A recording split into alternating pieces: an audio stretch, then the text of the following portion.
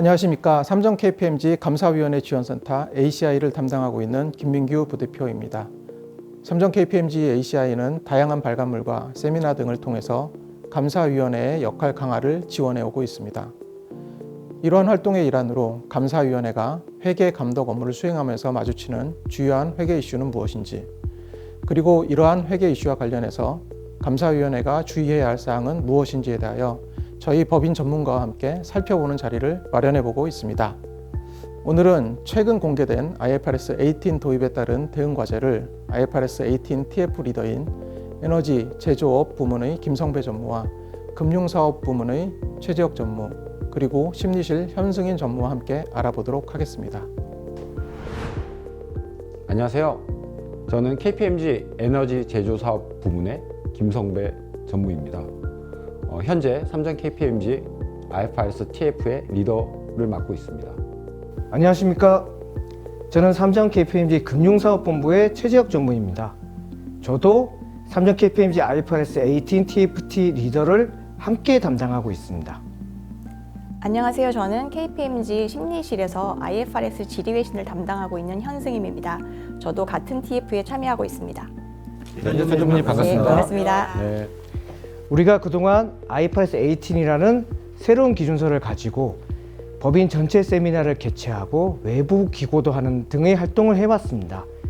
이제 오늘은 감사위원회 위원분들이 아셔야 할 내용 중심으로 핵심을 짚어드리면 좋을 것 같습니다. 네, 전무님. 오늘 감사위원회를 위한 회계 이슈 세션에서는 27년부터 의무 시행되는 IFRS 18 재무제표 표시 및 공시 기준서에 대해 주요 변화 내용, 그리고 비금융기업을 중심으로 기업에 미치는 영향을 살펴보고 예외 성격이 짙은 금융기업이 고려해야 할 특수주제 순으로 진행해 보도록 하겠습니다. 우선 현 전무님께서 IFRS 18에 대한 주요 변경 사항과 쟁점에 대해서 말씀 부탁드립니다.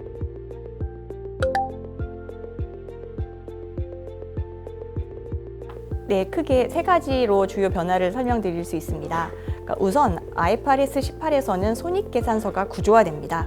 현재 손익계산서는 영업손익, 영업의 손익으로 구분하고 영업 외손익을 기타 수익비용, 금융수익비용으로 통상 많이 표시를 하고 있습니다. 반면에 IFRS 18 손익계산서는 영업범주, 투자범주, 재무범주라는 어떤 그런 새로운 구분 표시가 시작되게 됩니다. 그리고 두 번째로는 경영진이 정의한 성과 측정치라고, 즉 MPM이라고 하는 그러한 성과 측정치에 대해서 그 공시를 하게 되는 게 의무화되게 됩니다. 마지막으로 재무제표의 본문과 주석에 표시를 하는 항목을 결정할 때의 그 원칙으로서 통합과 세분화의 원칙이 제시되고 있습니다. 네, IFRS 18 도입으로 손익계산서에 많은 변화가 예상이 되는데요. 투자범주와 재무범주라는 생소한 개념이 생깁니다.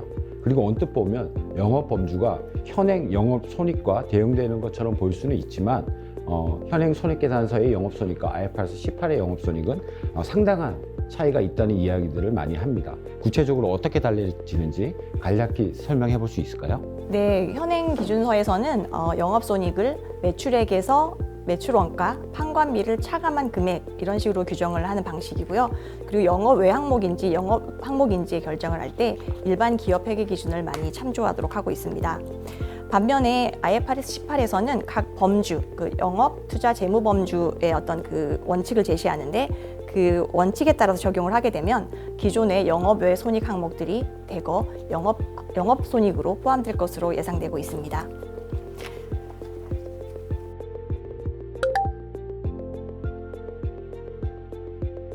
범주 구분의 원칙을 간략히 설명드리면 우선 영업범주는 주된 사업 활동에서 발생하는 수익과 비용입니다. 그리고 투자범주는 비영업자산에서 발생하는 수익과 비용이다.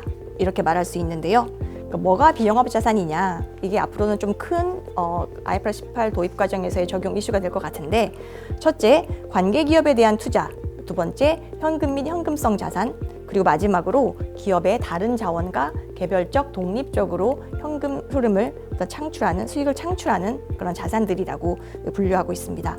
대표적으로 예를 들 수 있는 투자 부동산, 주식, 채권 등은 다른 자원과 독립적으로 임대료 수익, 배당 수익, 이자 수익을 발생시키잖아요. 그래서 이런 게 비영업 자산에 해당될 것입니다. 마지막으로 재무범주는 자금 조달과 관련된 수익과 비용입니다. 차입금에서 발생하는 수익과 비용, 기타 부채에서 발생하는 이자 비용 이런 게 여기에 속합니다.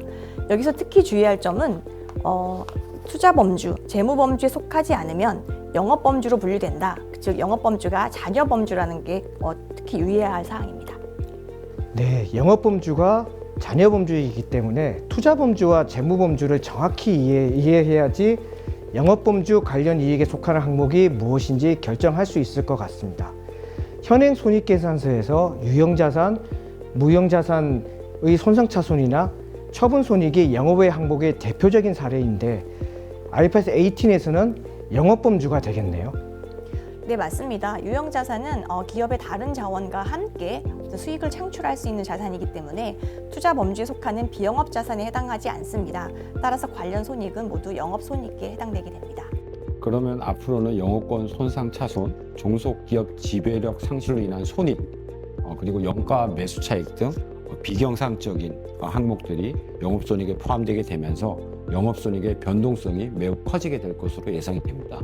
업종을 고려하지 않고 일률적으로 범주 구분을 하게 되면 업종에 따라서는 손익계산서가 기업의 성과를 제대로 보여주지 못하게 될 텐데요.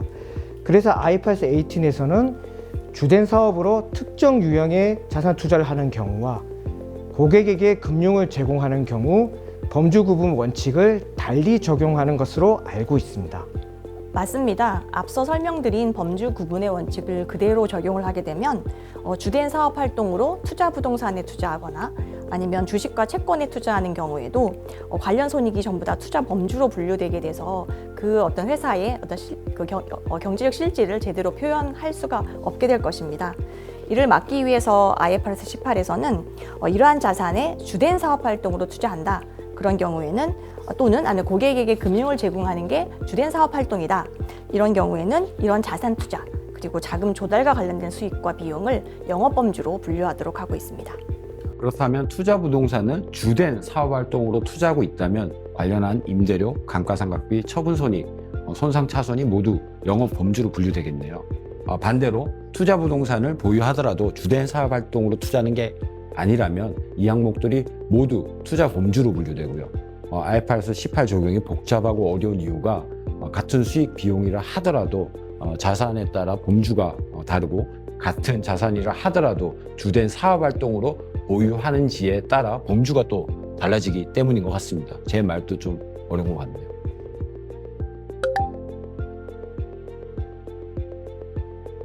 예, 그럼 IFRS 18에서의 주된 변화 두 번째, MPM 공시 의무입니다.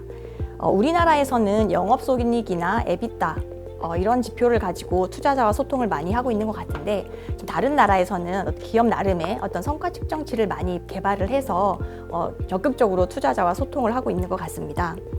IFRS 18에서는 이렇게 대외적으로 사용하고 있는 기업 성과 측정치, 즉 그런 것들 중에서 특정 요건을 충족하는 성과 측정치에 대해서는 어떤 공시를 의무화하도록 하고 있습니다.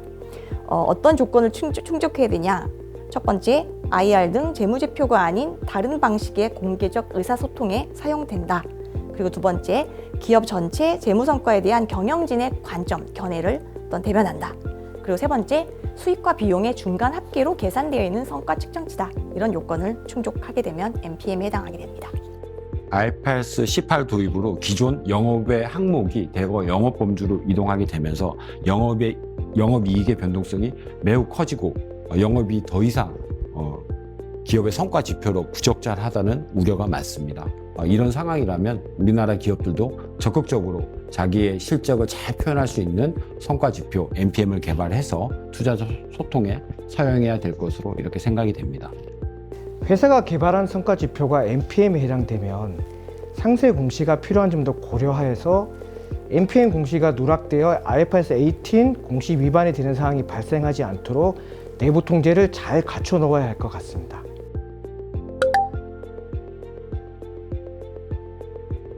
그다음 IFRS 18의 주요 변화 세 번째는 재무제표에 그리고 주석에 표시되는 항목을 결정을 할 때 지켜야 할 원칙을 제시하고 있다는 것입니다. 우선 주요 재무제표는 어떤 유용한 구조화된 요약을 그리고 주석은 중요한 추가 정보를 제시해야 되는 그 역할에 데 충실해야 되고요. 그리고 또 표시하고자 하는 항목이 어떤 공유하는 특성을 잘 고려해서 항목들을 합치거나 어떤 쪼개거나를 결정을 하라는 것입니다. 좀 말이 좀 어려운데요. 기준서에 있는 예시로 좀 설명을 드리겠습니다. 그러니까 손익계산서에 영업 비용을 기능별로 표시를 할 수 있는데요. 그때 어떻게 기능들을 보여줄까를 예시입니다. 매출원가, 판매비, 연구개발비, 일반 관리비로 표시 항목을 결정하면서 판매비와 관리비는 각각의 특성, 공유하는 특성 측면에서 봤을 때 충분히 달라서 영업비용에 대한 유용한 구조화된 요약 그 정보를 제시하기 위해서는 쪼개라, 즉 세분화가 필요하다. 이러한 예시가 있습니다. 네, 우리나라 기업들 대부분이 판매비 따로, 관리비 따로 이렇게 구분하지 않고 판매비, 관리비를 해서 관련된 인건비도 통합해서 공시하고 있는데 판매비, 관리비 이렇게 따로 하게 되면 관련 인건비도 또 판매 활동과 관리 활동 이렇게 구분해야 되고 실무적으로는 좀 많이 구분 기준의 설립이라든가 이렇게 복잡해질 수 있겠네요. 네, 맞습니다. 예, 기존의 방식이 좀 많이 바뀌어야 될 수 있습니다.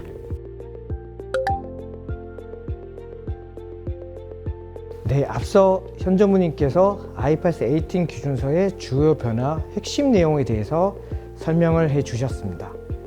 그런데 제가 실제 IFRS 18 도입을 준비하는 기업의 실무자분들을 만나보면 회사에 따라서 우리한테는 큰 영향이 없다는 분도 계시고 영향이 꽤 있을 것 같다는 분도 계십니다. 실제로 IFRS 18이 도입되면 실증적으로 어떤 영향이 있는지 궁금한데 기업들은 어떤 영향을 받게 될까요? 네, IFRS 18의 가장 큰 영향은 영업의 손익으로 별도 표시되던 비경상적인 항목이 영업손익으로 포함되면서 기존의 영업손익과 큰 차이가 발생하게 된다는 점입니다. 24년 기준으로 코스피 시총 10대 기업과 코스닥 시총 10대 기업을 대상으로 기존 영업손익에서 IFRS 18로 프로포마 재무제표를 한번 작성해 봤습니다. 그 대표적인 항목이 유형자산 처분 손익의 경우 코스피는 영업이익 규모 자체가 크고 유형자산 처분 빈도가 낮아서 기존 영업손익 대비해서 1% 정도의 낮은 변동성을 보였습니다.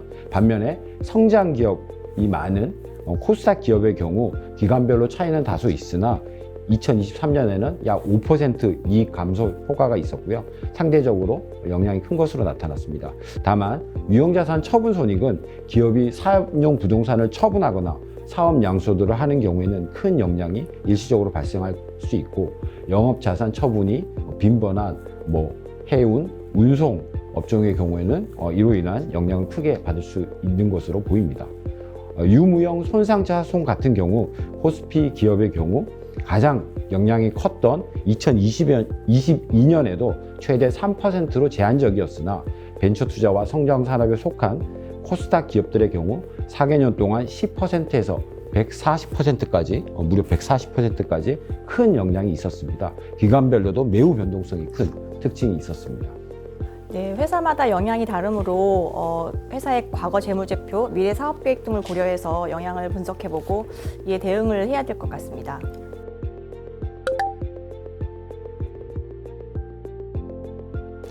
앞서 말씀해 주신 대로 2011년 IFRS 도입 이전 K갭 시절부터 소위 K영업손익이라는 K 항목은 재무성과 지표로서의 역할뿐만 아니고 여러 규정과 법규에서 많이 사용되고 있습니다.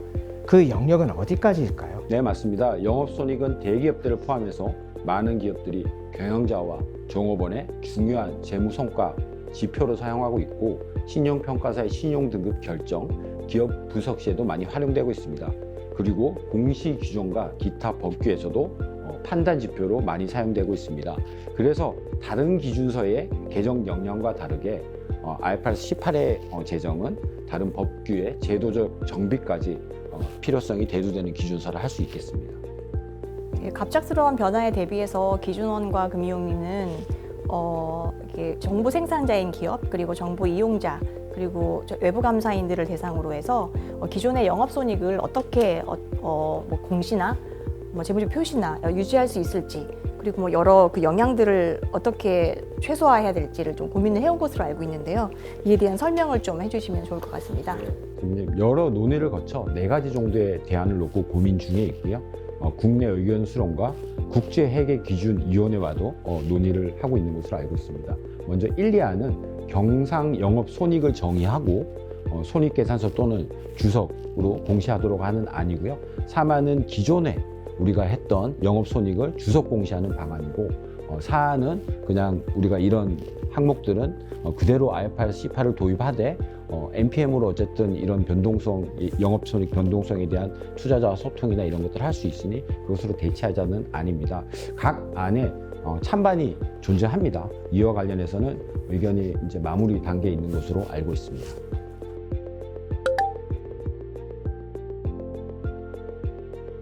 네, IFRS 18 기준서상 정의되는 영업손익은 기업 간 비교 가능성을 위해서 획일적으로 표준화된 손익에 해당하고 비경상손익도 모두 영업손익에 포함되어 다양한 산업, 기업의 고유 특성과 기간 간 비교 가능성 측면에서 이익 창출 능력의 지표로서의 기능은 제한될 수밖에 없는 한계가 존재하는 것 같습니다.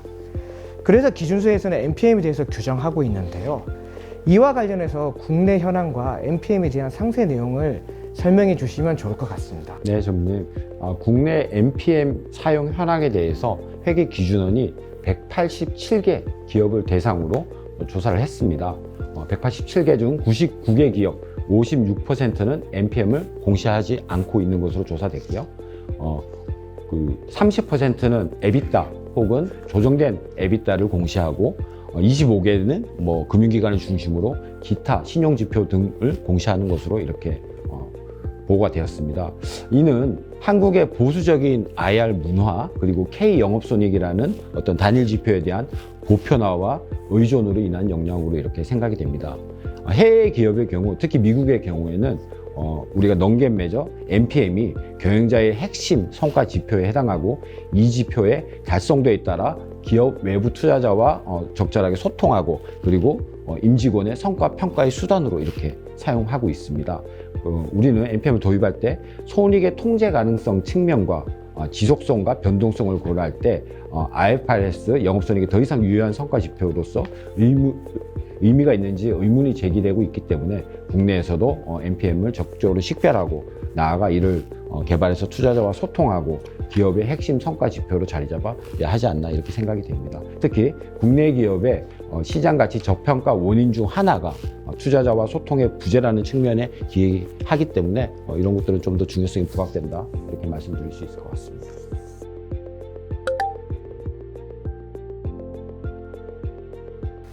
네, NPM은 투자자에게도 중요한 고려 요소로 생각됩니다.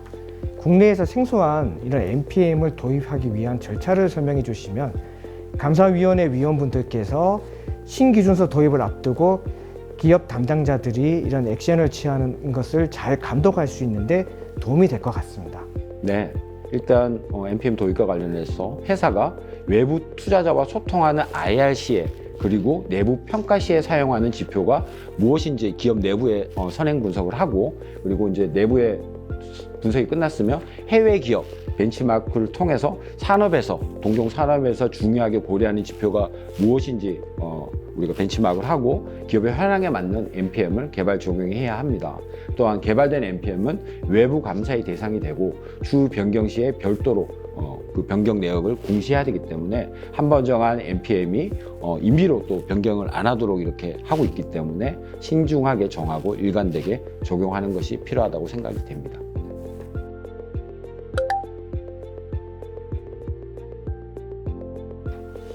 네. 그렇다면 최지혁 전무님, IFRS 18 이 새로운 기준서가 금융업에 미치는 영향은 어떤 게 있을까요? 좀 간략하게 설명을 부탁드리겠습니다. 네, IFRS 18 기준서가 금융업에 미치는 영향을 업종별로 한번 말씀드리도록 하겠습니다. 우선 금융지주사의 경우 다양한 업종의 종속기업들을 보유하고 있습니다.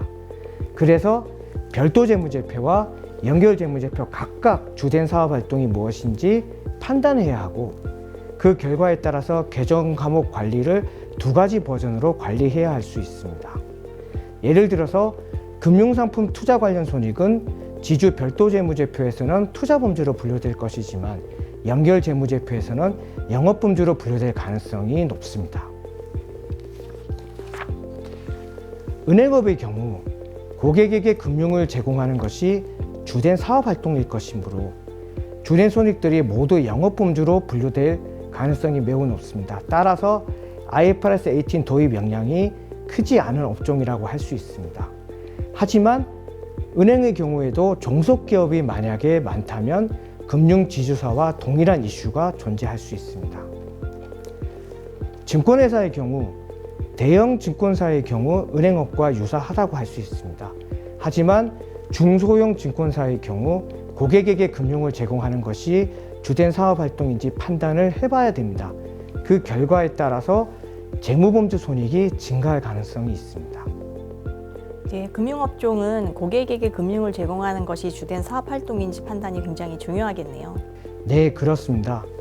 고객에게 금융을 제공하는 것이 주된 사업활동일 경우 사채 차입금 관련 조달 비용이 영업범주로 분류될 수 있게 됩니다.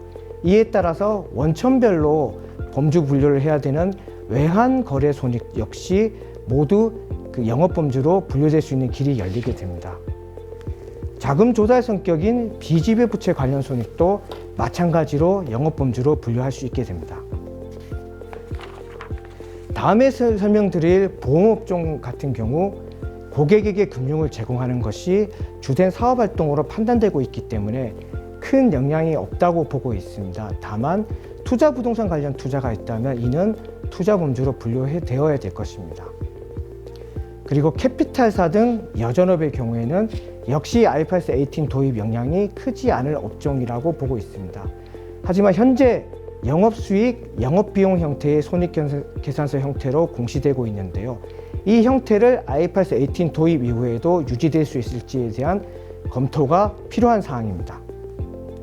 마지막으로 자산운용사 및 이와 유사한 금융기관의 경우 업종 특성상 금융상품 투자 및 고객에게 금융을 제공하는 것이 주된 사업활동이 아닐 것이므로 IFRS 18 도입 영향이 비교적 큰 편입니다.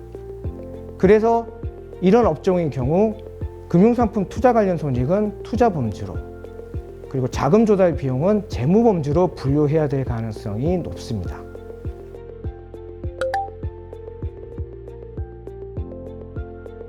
최재혁 전문님, 금융업에 미치는 영향에 대해서 잘 들었습니다.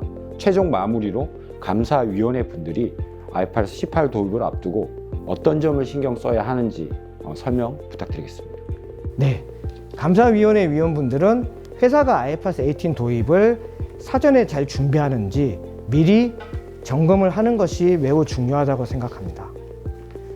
회계기준서의 변화라고 해서 회계부서만의 업무는 아니고 손익계산서를 사용하는 부서인 IR부서, 기획 및 관리부서 모두가 이 기준서에 관심을 갖고 회사에 미치는 영향을 전체적으로 분석을 하고 있는지 우선 감사위원회 위원분들이 확인을 해야 될 것이라고 생각합니다. 이런 1단계 영향 분석 결과를 토대로 유관부서들이 잘 협업해서 2단계로 프로세스 및 시스템 업데이트를 잘 진행하고 있는지 감사위원회 위원분들이 감독할 필요성이 있다고 생각합니다. 마지막으로 3단계로 이런 IFRS 18 기준서 도입이 잘 마지막까지 공시까지 잘 진행되고 있는지, 즉 안정화 및 내재화 단계까지 잘 준비하고 있는지 주기적으로 계속 체크해야 한다고 생각합니다. 특히 종속기업이 많은 금융기관뿐만 아니고 제조업 포함해서 모든 회사의 경우 종속기업이 많을 경우에는 별도 재무제표 관점, 연결 재무제표 관점에서 IFRS 18 도입을 위한 준비가 잘 되고 있는지 특별히 확인할 필요가 있다고 생각합니다.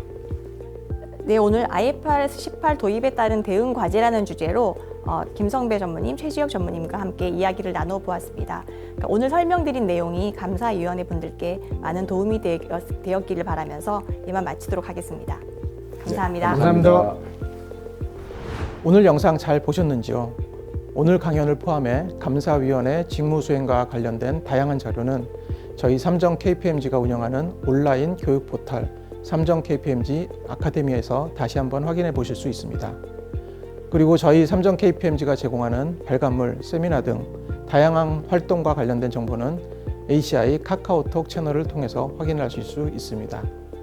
지금 보이는 QR코드를 통해서 접속하셔서 유익한 정보를 신속하게 받아보시기 바랍니다.